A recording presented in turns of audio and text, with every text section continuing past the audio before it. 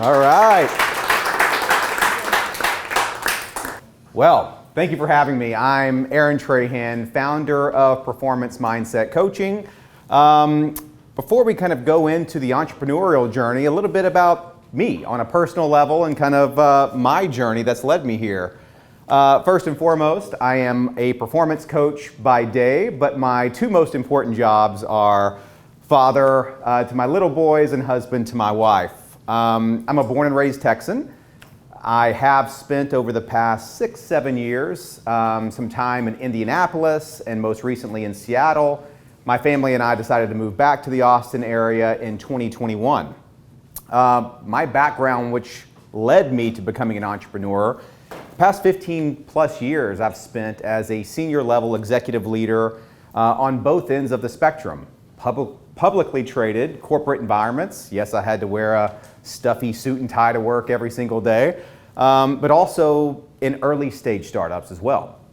So I got to experience in my roles and responsibilities of leading strategy, business operations, growth initiatives, and performance management with organizations with 13 people to organizations that had thousands of people. And so really got a unique experience looking at both ends of the spectrum there.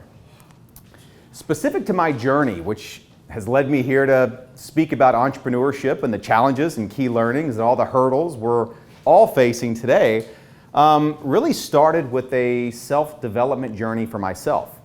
I was thrown into a leadership position at a very early age, running a business that quite frankly was way too big, way too complex for an early 20-something-year-old to manage. But as I kind of bumped along and kind of found my stride, my career progressed, I started taking on larger and larger people responsibility roles. I knew at that point in time I needed to figure out a way to shorten my learning curve and really level up. How could I be the best possible leader that I possibly could be? So that was my entrance into performance coaching by hiring one myself, helping me out. Something happens when you hear the terms passion and joy and purpose and fulfillment. You may not know that they're there way early on, but as you go down a different path, they seem to kind of emerge themselves along the journey, and that's exactly what happened to me. Along this self-development journey, a passion started to emerge where early on in my career, I was very focused on the strategy and the operations and all the bells and whistles of running a business. But as I progressed later on, it really came down to the people. So my passion became really helping people grow to the next level. Everyone around me, how could I position, nurture, develop them to reach their highest potential, reach the best version of themselves? And that took me along a journey of becoming a certified performance coach, starting to take some clients in the after hours and it being more of a hobby until the gravitational pull became too strong, and I just knew if I didn't jump in full time as this being kind of my entrepreneurial journey, no matter the success I was having in my day job, I would wake up 25 years from now regretting not doing my purpose and my passion on a full-time basis. So here I am. So it's very simple to engage with me with the way that I've kind of set up my business. It's I offer one flavor, and so as long as you like that flavor, this is great for you, right? I engage in a 12-week partnership with clients, both individuals and with organizations, really focusing in on the founders and entrepreneurs, ones that either have an idea and they're ready to kind of put it into action, or have put it into action and kind of wake up and say, okay, wow, this is a little bit bigger now than I anticipated. I need some help and support of making sure that I minimize the growing pains while scaling the business. So since I launched my performance coaching firm last year, so I definitely qualify younger than 5 years old. I'm less than 6 months old at this point in time. Since I've really made this pivot to do it full time, there's been all kinds of challenges and learnings along the way, which I fully anticipate continuing to be the case in the future. The first challenge that I faced early on and still face today was just the negative stigma and just associations that a lot of people have around coaching. When you hear the word coaching or getting a performance coach, I found people have views on both ends of the spectrum.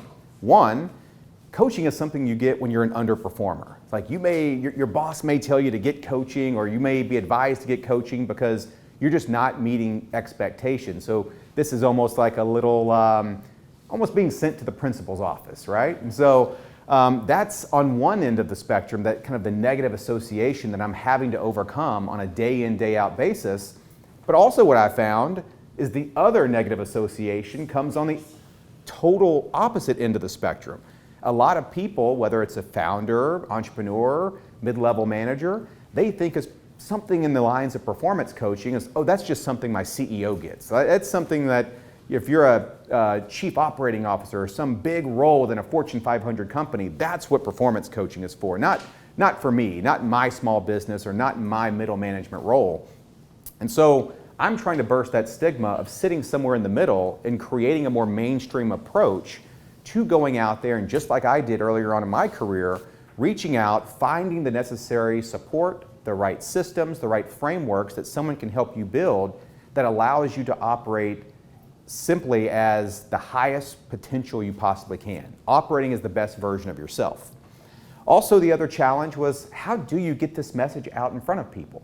How do you find the right people? How do you find the right rooms? And how do you make sure it's the right time that people are willing to hear this message?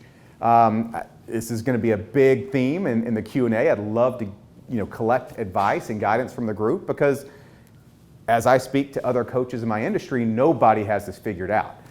Maybe outside of like someone like Tony Robbins, where people just come to you. Everybody else, we're all figuring out different ways to get the right message in front of the right people at the right time they need it. I'm sure every business in some type of form or fashion faces similar struggles. So to give some insight into what I've done to try and help close that gap is, I realized pretty quickly I could go around the state of Texas and the country and popping into different networking sessions and posting all day online, but the conversion rate's ultra low. I needed to create my own room. So one of the strategies that I've employed is hiring an outsourced sales development team, where we've built a structure around executive roundtables. So as I'm sitting here today, this team is out emailing, calling high-performance individuals and business owners all across the country, getting them signed up for the next executive roundtable that I'll be hosting, where leaders from all walks of life come in. My job simply to drop in those big, hairy, uncomfortable questions in the table and let the business leaders amongst themselves really start to analyze, what are the things holding high-performance professionals back today? What are the things that have worked? Why do people not live up to their full potential? And it's a pretty valuable exercise that the group, all of us, can learn around the answers everyone's kind of generating, everyone's own personal experiences, the challenge and the wins that we've all had. So that's one way that I've tried to kind of bridge that gap, but again, would love to get the guidance and feedback of the group. And then also too is, I've tried to find some white space in the industry. What are the things that, as I talk to other coaches or consultants or anybody in this field, what are they scared to death of? What would they call me crazy for doing? And I'm gonna go do that. One of the things is for anybody that's worked with a coach of any kind, they like to get all their money up front. It's like, yep, you pay me up front, here's our fee, we'll get started as soon as the check clears. It's like, you don't really get an opt-out, like, here's my program, that's it. So I've kind of found that as white space, is like, I just don't really believe in that. I want any client that I work with, any organization that I work with, there to be an absolute equal value exchange throughout the entire program. So I do something that other coaches call absolutely crazy. I let you pay as you go. I never want your money up front, because all the value shifts to me getting the benefit without the client receiving it. And if you're not getting a 3x return on your investment, I want you to be able to opt out immediately. It puts a great sense of pressure on me, but I'm a firm believer that pressure is a privilege. I want the pressure to have to show up for my clients and the organizations that work with me to deliver the absolute best every single week, every single session, knowing that I've given them the ability to say, you know what, I'm just not seeing the value, I'm going to opt out. That makes me better, that makes the engagement stronger, and at the end of the day, as it's showing up in the testimonials, the impact is more real. So another example of where I've kind of gone counter to the industry, and especially for this last bullet point, I'm happy on behalf of my clients for other coaches to call me crazy. And then lastly, there's something that I kind of refer to as the 70-20-10 rule. This is another kind of mythology that I've kind of created that helps me map out where to go, which type of individuals to work with, because if you give me two different, let's just say, senior level executives, they could view the world completely different. What matters to one may be completely polar opposite to the other. So through my experience and what I've kind of gathered is in just about every room, on every team, in every group, the 70-20-10 mindset rule generally applies. Where, let's start with the 20%. 20% of any room is going to be associated with kind of a fixed mindset. It's just for whatever reason, whatever's happening outside of work, life, whatever it is, they're just not going to be interested in growing and developing. They're set in their ways. They enjoy status quo. They're completely content. So my message to this group is going to land flat. They aren't going to care what I have to say. They see zero value in what I have to offer. They're good. They're cool. They're not wanting to stretch and challenge and grow.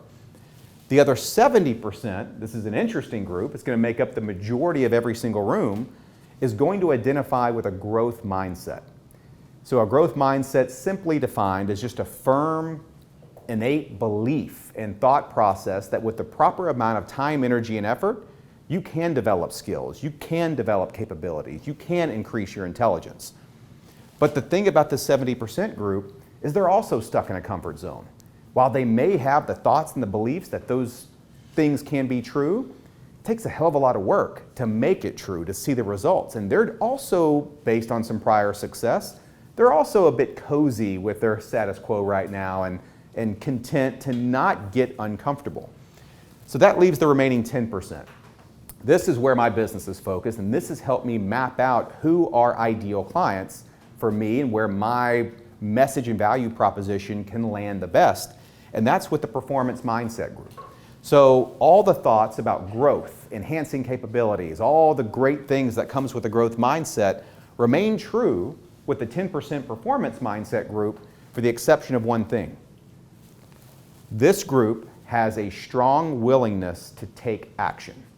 That's going to be the major difference between this group and that group, where they're taking actions to invest, to develop in themselves, to actually put the steps in place to reach that next level and their highest potential. So my big question for the group is, thinking about my mapping of the mindset rule, I've got two areas at which I'm focused on. Obviously, the 10% group, staying in the 10% and finding ways to get better, but also I'd love to hear from the collective wisdom here. What approaches, ideas, new concepts do you have? Because this could be an uncomfortable topic for some, there's going to be a small cohort within that 70% group that wants to take action. They want to graduate to the 10%, but it's just not easy to find them. That's my big challenge, and that's kind of at least the big initial question that I'd like to pose to the group today, and that really concludes my presentation.